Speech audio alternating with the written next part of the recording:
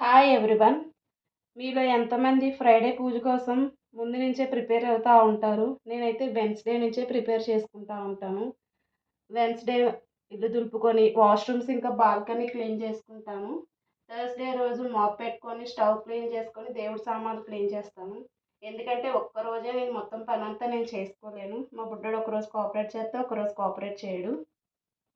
అందు గురించని నేను అలా చేసుకుంటా ఉంటా. ఇలా పెట్టాలి, చెయ్యాలి అనేది రూల్స్ ఏమి ఉండవు కానీ ఇలా పెట్టుకొని ధూపం వేసుకుంటే ఏదో తెలియని ఫ్రెష్‌నెస్ వస్తది. అది నాకు సాటిస్ఫాక్షన్ అంతే.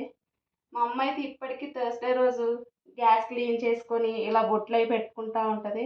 అప్పట్లో అయితే ఏంటో ఈ చేదస్తామని అని అనుకునేదాన్ని. ఇప్పుడు పెళ్ళయిన తర్వాత ఆటోమేటిక్‌గా అందరు అమ్మాయిలకి చాలా చేంజెస్ వస్తాయి. అటు అత్త వైపు, ఇటు అమ్మ వాళ్ళు ఫాలో అయ్యేవి మనకు తెలియకుండానే మన డైలీ రొటీన్‌లో ఇంక్లూడ్ చేసేసుకుంటా ఉంటాము.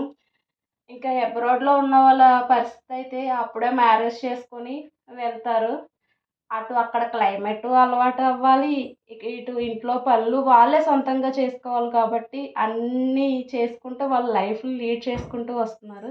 అబ్రాడ్‌లో ఉన్న నా దోస్తులందరికీ కూడా హ్యాట్స్ ఆఫ్. ఇవండి నా థర్స్‌డే ముచ్చట్లు. మీ సుకన్య. Thank you.